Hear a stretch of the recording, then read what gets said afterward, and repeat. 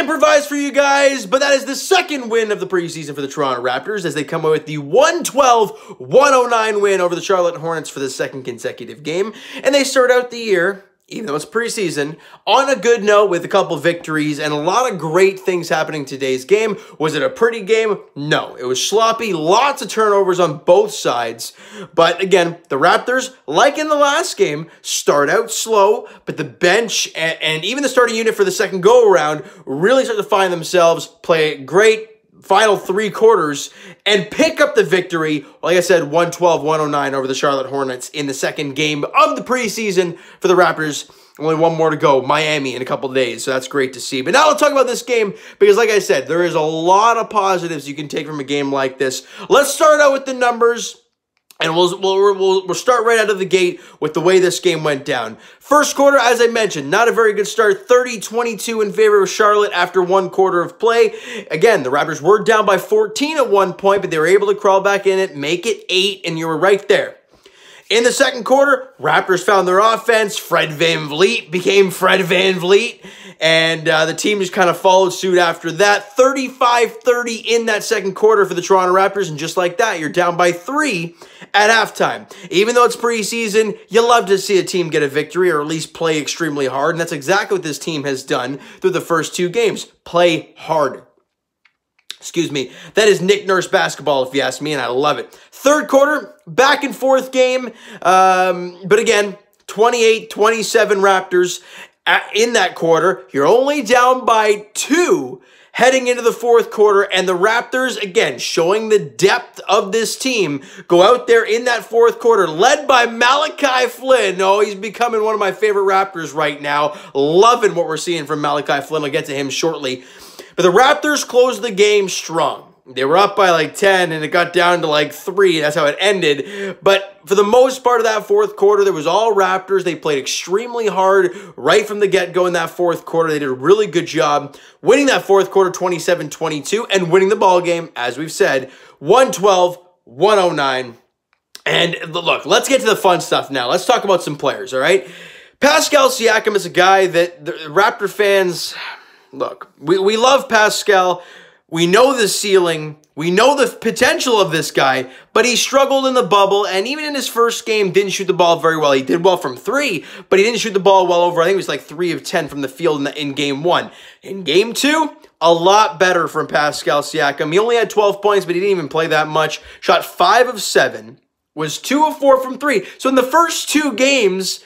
obviously preseason, of course, but Pascal Siakam has shot 50% from 3 in both games. 3 of 6 in game 1 and 2 of 4 in game 2. So that is nothing but good stuff for Pascal Siakam. And he looks like he's having fun, laughing on the bench, having a good time. And that is the Pascal Siakam we all know and love.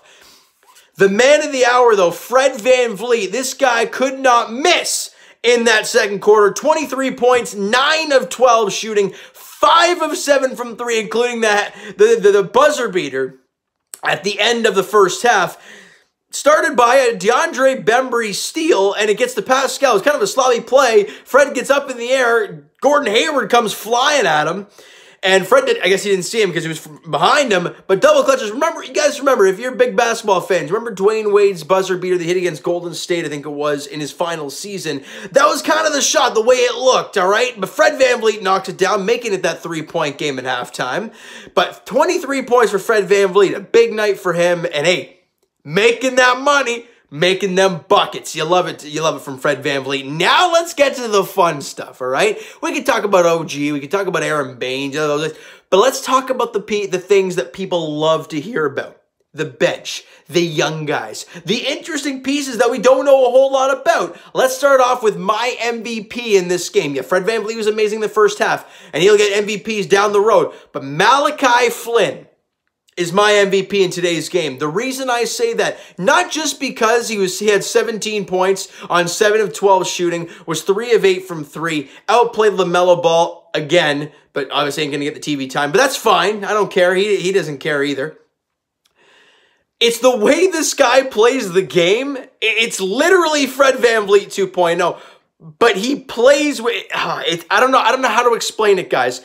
He's an all-around extremely good talent, and I think we really found a diamond in Malachi Flynn. The reason I'm saying that, if you watch today's game, not only did he look confident taking those shots, but even when it was off the dribble, right, when he was driving to the 10, do you see the court vision on that kid?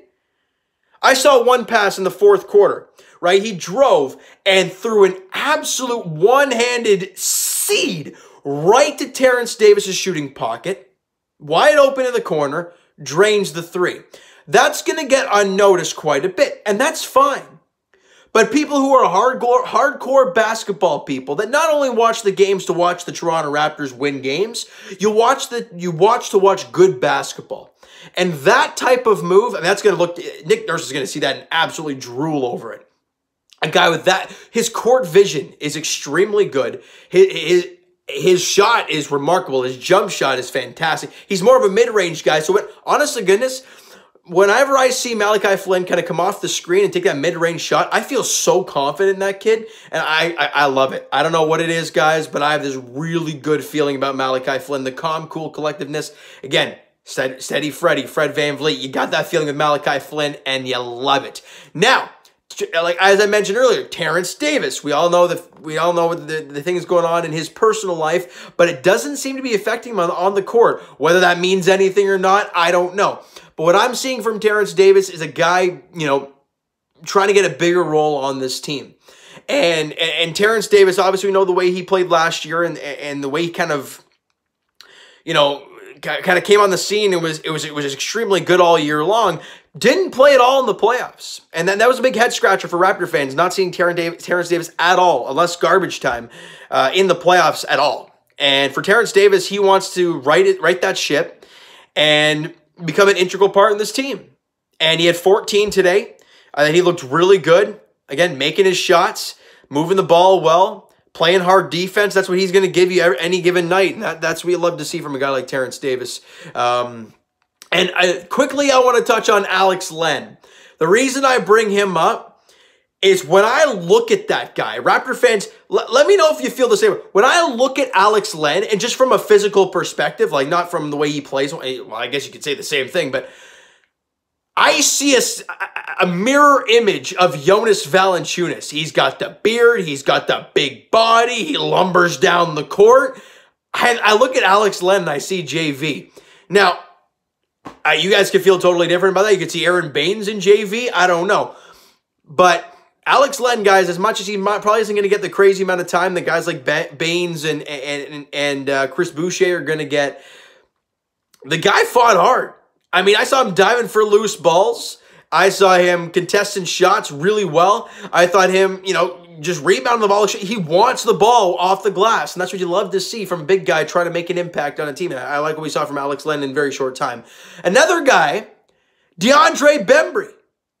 We talked about him in the offseason. We talked about when he got signed. You can go back to that signing video. If you've not seen that video already, go check it out. I mentioned in that video, I'm like, he reminds me of a Rondé Hollis Jefferson 2.0, right? That's what I said. But in my opinion, now that I've watched Bembry for a couple games, he's better than Hollis Jefferson. He's got the active defense. We knew that with Rondé. We see that with Bembry now over the first couple games. But what do we see today from DeAndre Bembry that we never saw from Rondé? He made a three. Whenever Rondé made a three, it was like when JV made a three. We're all going crazy for it. With Bembry, he took it with confidence, and he made a couple shots. I don't know. I like Bembry. I think he's going to give the bench a lot of energy. And his basketball IQ is great. I think it was one play. Was it Malachi Flynn? No, it was Fred VanVleet, excuse me. Driving to the 10, and Bembry's on the three-point line, and he drives right to the basket. Fred VanVleet finds him a nice, easy layup. It's the basketball IQ. It's the on-court awareness. You love to see it. And I dropped my notes. Where did I get there? Okay, yeah, you guys understand that I can't have stats in front of me, so I got to write some stuff down. But I love what I saw from the Toronto Raptors today. As much as there were some negatives to come from a game like this, no doubt. And you guys can get the, yeah, it's my birthday, as you can tell. I had the balloons going up as well. But there's the backdrop you guys usually see. Unfortunately, with the computer not cooperating very well, I can't be doing that right now. But Lots of good things from take from today's basketball game. Obviously, there were some negatives, turning the ball over like 25 times or whatnot. It's obviously not good enough, but it's preseason basketball, whole new team. It's what you expect, right? Lots of good things. Obviously, no Kyle Lowry in the first couple games, but you found a way to beat the Charlotte Hornets in both games. I have not been impressed with LaMelo Ball at all. Rebounding the ball looks great. Passing the ball looks fantastic. Offensively, getting buckets, haven't seen it yet. Now, obviously, it's 2 preseason games, so hard to get a taste of the young kid, right? Obviously, 0 in the first game, and today he took like 2 or 3 that were shots where I'm like, what the heck was that? You know? It was like, should I pass or should I shoot? And look, in the NBA, kid, you can't be doing that. You either take that shot with confidence or you pass the ball. You can't get in between. You're going to look stupid. And he looks stupid on quite a few attempts today. But don't worry, the NBA is going to make him look fantastic. That's okay. I don't care because the Raptors got the victory both times, even though they're going to talk up LaMelo all the time. The main reason, Raptors got 2 victories. Even though it's preseason, it's nice to see. It's great to see this team getting in the winning ways early on, right? You love to see that. Obviously, we don't know what the deal is with Kyle Lowry. We have no idea what's going on there. We don't know if it's COVID related. We don't know if it's family related, if it's physically related, or if it's just that Kyle Lowry's 35 years old. You know what you're going to get from him on any given night. Does he really need to be out there for a preseason game in Charlotte? No. Does he need to? Is he going to be out there against Miami a couple days from now? Possibly. All I know is that this team, without Kyle Lowry, still plays hard on any given night. And I love to see it. All right, so you know what, guys? That is going to do it for this one. If you enjoyed the video and you liked the game there this evening, smack the like button to appreciate that. Hit that subscribe button if you guys have not already. Comment down below your thoughts on the video, your thoughts on the game today, what you like, what you not like from today's game. There was lots of positives. There were some negatives, though. Let me know in the comments below what your take was on this game for the Toronto Raptors, the goods, the bads, and the needs improvements. Let me know, guys, in the comments below, all right? Twitter's down below for myself. Follow, send me a DM, do that great stuff. Also, the Instagram link is down in the description, so follow up there if you've not done so already.